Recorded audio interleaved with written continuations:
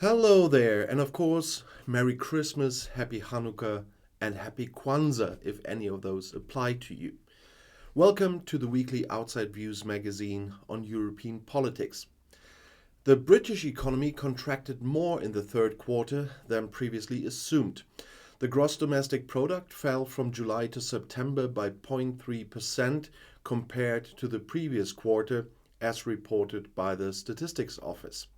So far, only a minus of 0.2% had been assumed, but corporate investments fell more sharply than initially estimated. According to the Statistics Office, no other large industrialized country from the G7 did as poorly in the summer quarter as Great Britain. For comparison, the German economy here grew by 0.4%, it did not decline. The British are suffering from the energy crisis and high inflation, which is eroding the purchasing power of the citizens. Workers in numerous sectors are currently going on strike to force substantial wage increases. Unions expect more than 1 million workdays to be lost to strikes this month. The central bank therefore also expects economic output to contract again in the fourth quarter, which is drawing to a close. The Organization for Economic Cooperation and Development, the OECD, expects the UK to underperform most other European economies in 2023 as well. In times of a looming recession and high inflation, the key interest rate in the UK continues to rise. The Bank of England recently raised its for the ninth time in a row by half a point to 3.5%. This makes credit for investment and consumption more expensive, which could mean new headwinds for the British economy. The inflation rate has weakened slightly recently, but remains exceptionally high at 10.7%. Unemployment, on the other hand, has increased. The government of the new British Prime Minister Rishi Sunak also announced austerity measures. Microsoft is to pay a fine of millions in France for violating legal regulations on cookies. France's data protection authority CNIL imposed a fine of 60 million euros on the software manufacturer, as the CNIL announced on Thursday in Paris. The authority accuses Microsoft of violations in the search engine Bing.com. Cookies for advertising purposes would be recorded without consent. In addition, there is no button that makes rejecting cookies as easy as accepting them. Cookies are small pieces of data that are stored on the device when you visit a website.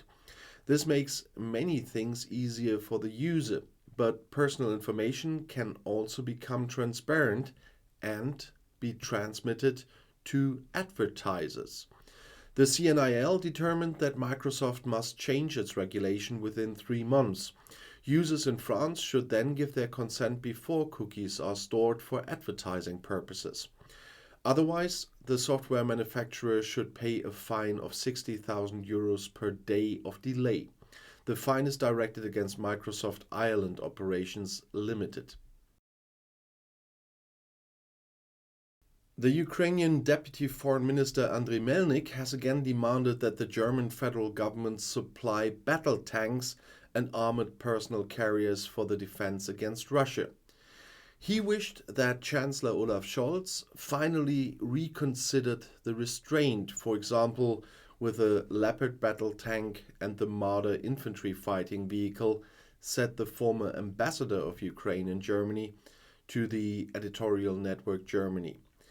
If the federal government does not want to go it alone with the delivery, then Germany could pursue a leading role on the continent, forge a European tank alliance, Melnik said. Melnik had already called for such an alliance in October when he left Berlin as ambassador. At the time, he suggested in the German newspaper Welt am Sonntag that the European states with existing stocks of Leopard 2 tanks joined forces and delivered 10% of the 2,000 units to Ukraine. Ukraine has long been asking its allies for Western-style battle tanks and armored personnel carriers. According to Ukrainian information, talks are underway with the federal government about the delivery of the German makes Leopard 2 and Marder. Chancellor Olaf Scholz does not want to deliver such tanks as long as they are not provided by other alliance partners. The Social Democratic politician has repeatedly emphasized that Germany will not go it alone on this issue. Melnik now told the R&D that in addition to Leopard and Marder, Ukraine needs German Fuchs and Wiesel armored vehicles. The Fuchs is an armored personnel carrier, the Wiesel is a light and agile tracked vehicle. What we also urgently need is ammunition, emphasized the deputy minister. Against the background of the Russian war of aggression against Ukraine, Lithuania is continuing to arm itself. The Baltic EU and NATO country is acquiring Switchblade 600 combat drones and equipment from the USA. A corresponding purchase contract worth around 45 million euros was signed this week, as the Ministry of Defense announced in Vilnius on Thursday. Information on the number and delivery date of the drones was not given, though. We are the first country in the world after the United States to acquire Switchblade 600s. That's what Defense Minister Arvydas Anušauskas said in a statement. The combat drone makes it possible to destroy enemy tanks and other armored vehicles at a distance of up to 40 kilometers. Our army didn't have this capability before, he said. Lithuania borders Russia's Baltic Sea exclave of Kaliningrad and Russia's ally Belarus.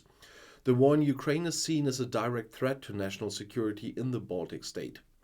The Baltic state in northeastern Europe has therefore massively increased its military spending and is upgrading its armed forces.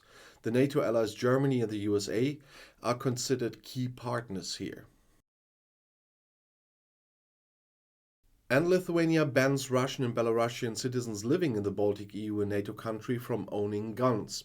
The parliament in Vilnius on Thursday approved corresponding changes to the gun law, which are to come into force on April 1st. And it's not an April's Fool's joke. They are intended to help prevent the formation of armed sabotage groups in the event of unrest, as stated when the bill was presented. According to parliamentary information, 294 Russian and 46 Belarusian citizens are currently permitted to own or carry weapons in Lithuania. When the regulation comes into force, they must sell their gun within 1 year or hand it over to the police. The gun license will be confiscated. If gun owners do not comply with the requirement, their guns will be transferred to state ownership.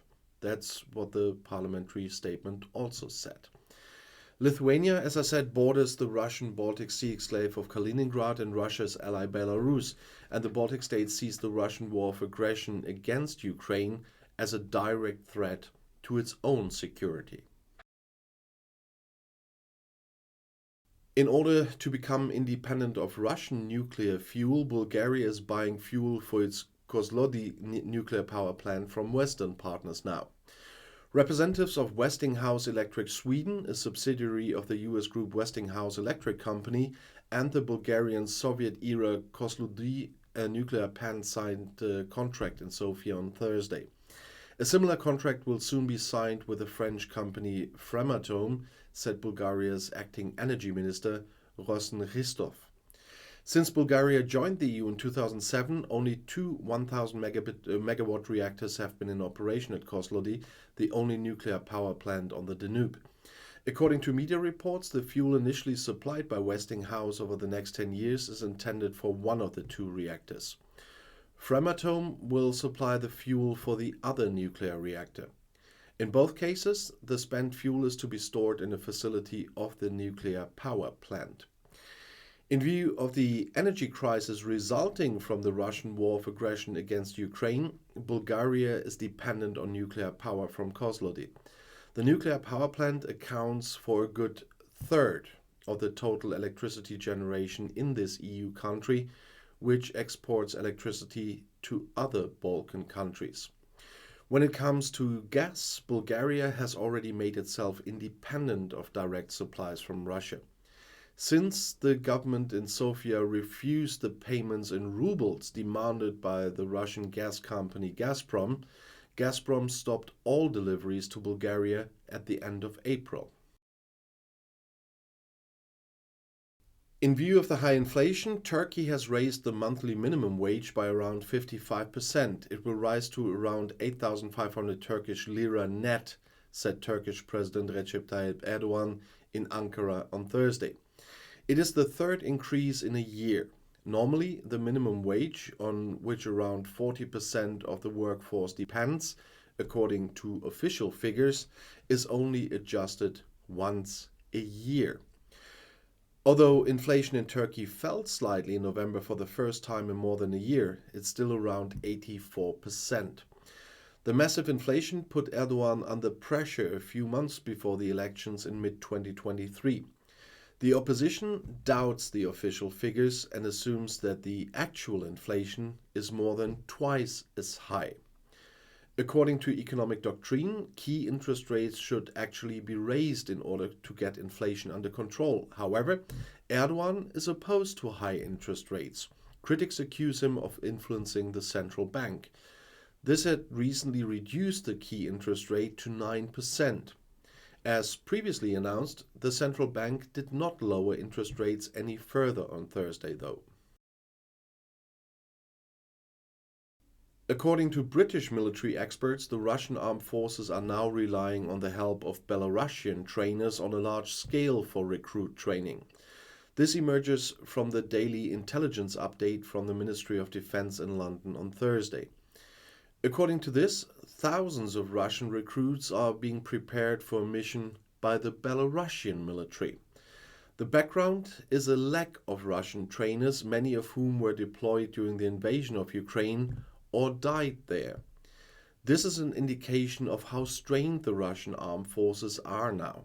That's how the British statement continued. The British Ministry of Defense has published daily information on the course of the war since the beginning of the Russian war of aggression against Ukraine at the end of February, citing intelligence information. In doing so, the British government wants to both counter the Russian propaganda and keep allies in line. Moscow accuses London, of course, of a targeted disinformation campaign.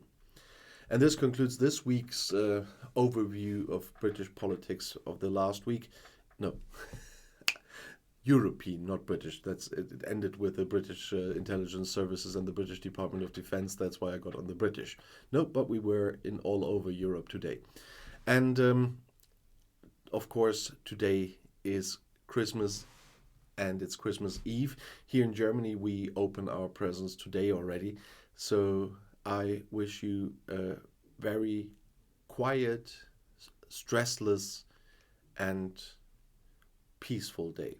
And of course, we all will be with our hearts with the people in Ukraine that will not have a very nice Christmas. Many of them without electricity, without warmth, without the food, and a lot of kids without any presents. So we must not forget this, especially at this time of the year, but we don't forget this all over the year. And I'll see you in my next video. I'll be back.